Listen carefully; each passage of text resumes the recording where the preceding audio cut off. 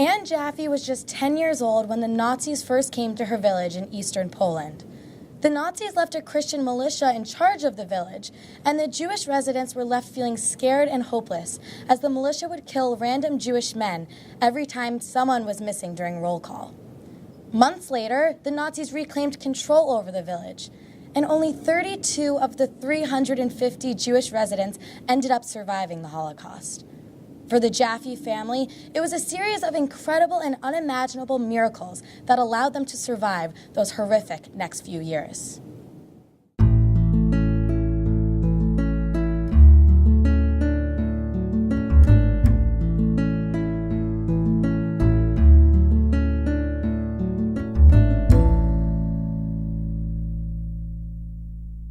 Been for a whole year, more than that, 15 months under the Nazi occupation, and they had killed already more than half of the Jewish people from my village.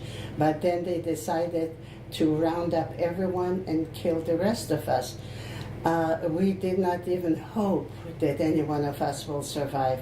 But when a Nazi officer came in and tried to single out a few useful Jews, nützliche Juden they called them, people that they still needed to work for them.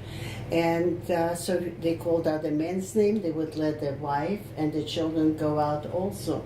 And at the very end, they called my mother's name. And when my mother came up there with her 4 children and my husband, and the officer looked at her and he said, are you the seamstress here in the village? She said, yes. He says, I want dresses made for my wife. I think I'm going to let you leave a couple of weeks longer. Now, a couple of weeks doesn't seem like a long time, but knowing that everybody else that's left will probably be killed today or at dawn next morning, it seemed like an eternity. And this was the first miracle, what I would call, that we were saved from certain death. After the Jaffe family was miraculously saved, they were moved to a ghetto a few towns away. The family quickly realized that many more miracles would be needed in order to survive. One day, 2 truckloads came into the ghetto with a list of people whom to eliminate, that they're not useful anymore. And of course, we were on that list. We were already sitting on the trucks, waiting to pull out, because there's nothing you can do if your name is on the list. There's no way you can get out of it. When my father jumped up on the truck, he saw in the distance the men for whom he was working. And he told him, he said, look, they're taking me away. Don't you need me anymore? If you do, go back to that Nazi officer who gave you permission for me to work for you, and see, maybe he'll allow me to stay.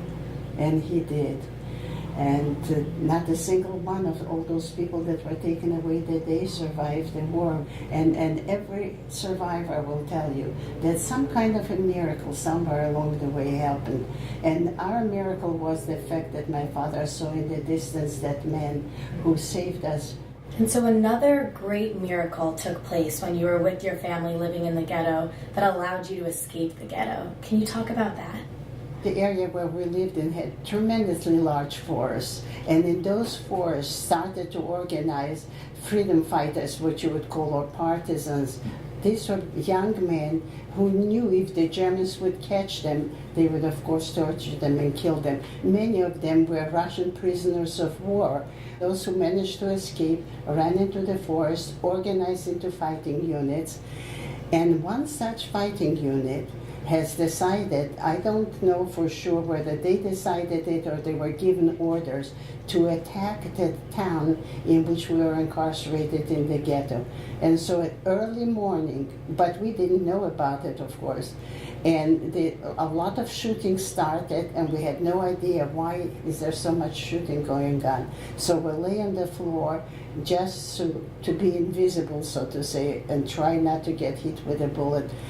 And when the shooting stopped, my father got up and he came up to the window. And our house was the last one of the ghetto, and the outside was boarded up, the window, so that we could not open and get out from the windows. And when through the crevices, he noticed a young man standing there not in the military clothes, with a rifle on his back. And my father knocked in the window, and that man came up and he said, "Oh my God, what are you doing here?" He said, "We just tried to destroy the German garrison. We were already retreating, and I saw that the gate of the ghetto was locked, so I broke it open, and I ran into the house, and I told the Jews, run into the forest if you want to survive, because tomorrow the Nazis will round you up and kill you all because of our, actions." And so he told my father, "I'll help you break the window," and he pried open the panels that were on the outside, and he says, "Run quickly through the big swamp into the forest. There are people waiting for us to return, and they will show you where to go." And so with only what we had on our back, because we didn't have time even to think, my mother with a baby on her hands, my baby brother at that time was 1.5 years old. She was the one who was jumped out first. I was the last one to jump out of that house. And we ran through the swamps. When we arrived to the forest, there was a partisan telling us where to go. He took us to their hiding place.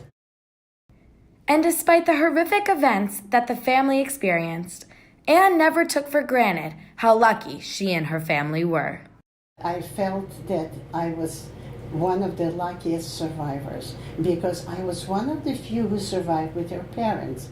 Once the war ended, Ann's father taught her an important life lesson that has stuck with her ever since. I would walk around and say, "I hate the whole free world," because they did nothing to help us when they were massacring us. And my father overheard me say it. And one day he said, "I have to have a talk with you. I heard you say that you hate the whole world." He says, "That's a bad thing to do. Hatred will destroy you. You will not, they don't know and they don't care who you hate, but you will really destroy yourself. Did you like it when we were victims of hatred?" I said, "No, I hated it." So he says, "Then why would you do to others? Do the opposite. Instead of being full of hatred towards others, show an example of goodness, acceptance of others, and kindness." And he said, "You will accomplish a lot more, and you will be a much happier person than being still angry and hateful for what happened to our people." I feel that this is my duty to tell all the students that I speak with that it is possible to overcome hatred, that it's possible to have a life of kindness and not only kindness, but acceptance of others who are different than we are. We are all the same human beings, and we deserve a decent life. You want to hear a funny story? When I arrived in Canada from Europe, I was 20 years old. Wow, you're my age. 20 years in a European mind was a maid.